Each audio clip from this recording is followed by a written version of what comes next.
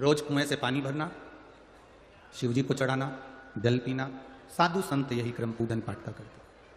उसी कुएं में एक मेंढक रहता था। वो संतों का सानिध्य करता, रोज संतों का दर्शन करता, संतों का प्रवचन सुनता।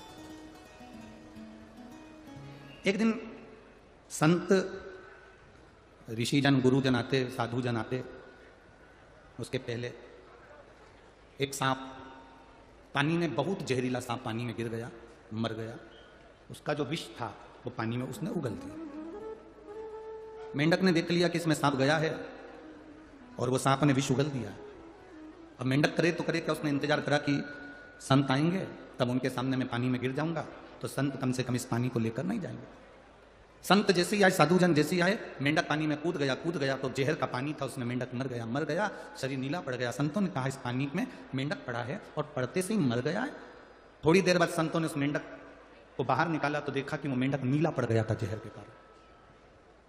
सांप के जहर से वो मेंढक नीला पड़ गया। तब उनको लगा इस मेंढक ने अपने प्राणों को हमारे लिए त्यागा। ध्यान लगाकर देखा कि आखिर कारण क्या था, तो उन्होंने ध्यान लगाकर देखा कि वो सांप जहर उगल दिया था पानी में, पानी पूरा जहरीला हो गया था। इसी पानी से शिव जी का स्नान होता था, इसी पानी से संत पानी पीते थे। मेंढक ने हमारे लिए प्राणों को त्यागा। संतों ने मेंढक के ऊपर अपना हाथ की छत्र छाया कर और मेंढक के ऊपर छत्र छाया कर कहा इस मेंढक को जीवित होना, हमारा तपबल, हमने जो पूजन सेवा अर्चना करी उसका बल सामने आया। मेंढक जीवित हुआ तो संतों ने उसको मनुष्य की वाणी दे दी। मेंढक मनुष्य की वाणी में बोलता है, पानी में जहर गिर गया था इसलिए मैं उसमें जाकर अपने प्राणों को त्याग दिया, मुझे क्षमा करना। आप जो जहर का पानी शंकर जी को चढ़ाते मुझे अच्छा नहीं लगता। ये जहरीला पानी आप भगवान को चढ़ाएं या हमें अच्छा नहीं लगेगा। आप लोगों को मालूम होगा इस व्यासपीठ से कई जगह पर हम लोगों ने कहा निर्माल्य विसर्जन की गाड़ियां चलाओ, निर्माल्य विसर्जन की गाड़ियां चलाओ, जिससे नदी, तालाब, बावड़ी, कुएं शुद्ध हो। हम जो निर्माल्य अपने घर में बचता है, जो फूल पत्ती बचती है, उसको पानी में डाल देते हैं, पानी दूषित होता चले जाता है। पानी दूषित होता चले जाता है तो वो पानी हम भगवान को कैसे चढ़ाएं, क्योंकि वो जहरीला बनते चले जाता है, उसका आचमन कैसे कर सकते।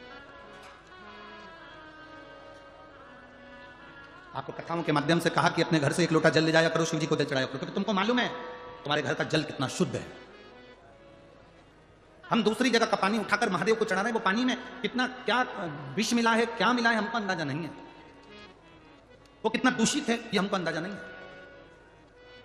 आप में से कोई माता ऐसी है जो भगवान को दूषित जल देती होगी, बेकार पानी देती होगी, कहीं खड्डे का गंदा पानी भरकर चढ़ा देती होगी? कोई नहीं है ना। सब अपने घर से पानी भरकर लेकर जाते हैं, जो पानी वो पीते हैं वो पानी लेकर जाते हैं, जो पानी वो स्वयं पीते हैं वो पानी महादेव को चढ़ाते हैं। पशुपतिनाथ का व्रत तो यहां तक करता है कि बाजार से मिठाई लाकर पशुपति व्रत नहीं किया जाता। बोलो सही है कि गलत है?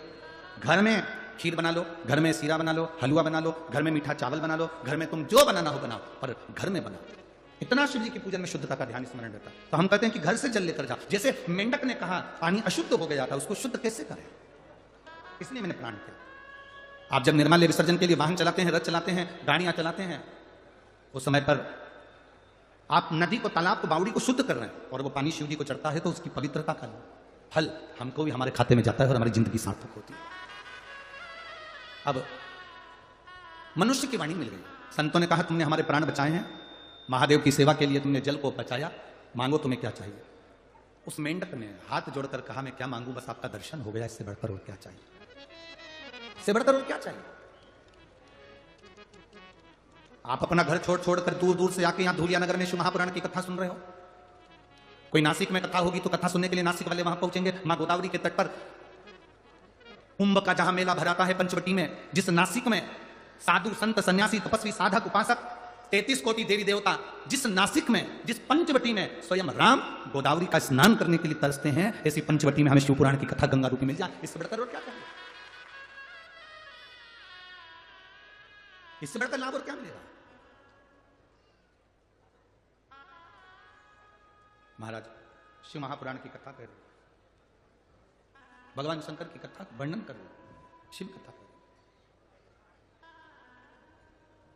मांगू तुम्हें क्या चाहिए। मेंढक ने कहा मैं नहीं मांग सकता। क्या मांग, गुरु की दृष्टि पड़ जाए, संत की दृष्टि पड़ जाए, उससे ज्यादा सुख और क्या चाहिए।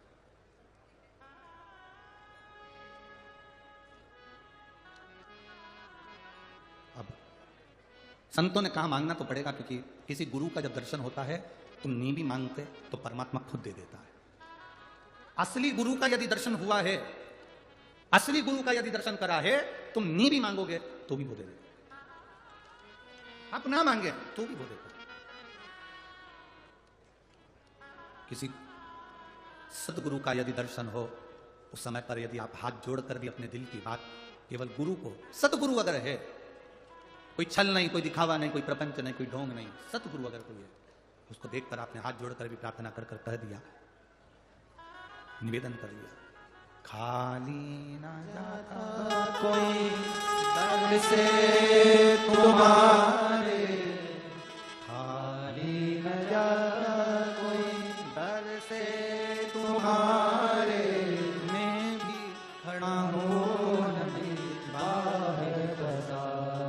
अपने लगा लो गिरा जा रहा हो, उठा लो। असली गुरु का यदि दर्शन हो जाए और आपने हाथ जोड़ बाबा से प्रार्थना भी कर ली तो बाबा दे देते। मेंढक के मन की बात संतों ने पूछी। मेंढक आखिरी में बोला, मुझे पार्वती जैसा सुंदर बना दो और मेरा विवाह उस व्यक्ति से हो जो शंकर की आराधना में लीन रहता है। मुझे पार्वती जैसा सुंदर बना दो और मेरा विवाह उससे हो जो शिव की भक्ति करता है। क्योंकि मैं जिस कुएं में रहता था, उस कुएं से जो पानी जाता था, मैं हमेशा आपके मुख से ओम नमः शिवाय, नमः शिवाय, श्री शिवाय नमस्तुभ्यम सुनता था। उस मंत्र को सुनता था तो मेरे मन में आता था, एक बार मैं भी उस शंकर की उपासना करने वाले की शरणागति में रहूं। संतों ने आशीर्वाद दे दिया, हम तुम्हें वर देते हैं कि तुम सुंदर होगे, स्त्री के रूप में होगे और तुम्हारा विवाह एक ऐसे राजा से होगा जो शिव की आराधना में लगा रहता है। उस मेंढक ने एक छोटी सी कन्या का रूप ले लिया, जिसको मायासुर ने देख लिया। मायासुर की संतान नहीं थी तो उस कन्या को ले आया। कन्या का ध्यान लगाकर एक दिन मायासुर बैठा था कि यह कन्या किसकी है, तो उसके ध्यान में आया कि ये तो पूर्व जन्म में मंदोक थी। मंदोक संस्कृत में मेंढक को कहते हैं। ये पूर्व समय में मंदोक थी। मंदोक को संस्कृत में, मेंढक को संस्कृत में मंदोक कहा गया, ये मंदोक थी। तो मायासुर ने, मैदानव ने अपनी बेटी का नाम मंदोक, जो मेंढक को कहा जाता था, उसको मंदोदरी रख दिया। क्या नाम रखा? मंदोदरी। वो मंदोदरी का विवाह शंकर भगवान की आराधना करने वाले लंकाधिपति रावण से हो गया, जो शिव की आराधना में डूबा, जो शिव की भक्ति में डूबा हुआ। भगवान शंकर की आराधना में जो हर पल, हर घड़ी, हर क्षण निश्चित रूप से डूबा रहता है, वो शिव की आराधना करने वाले से इसका।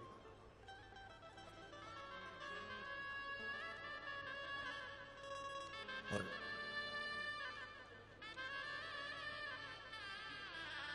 रावण की भक्ति थी।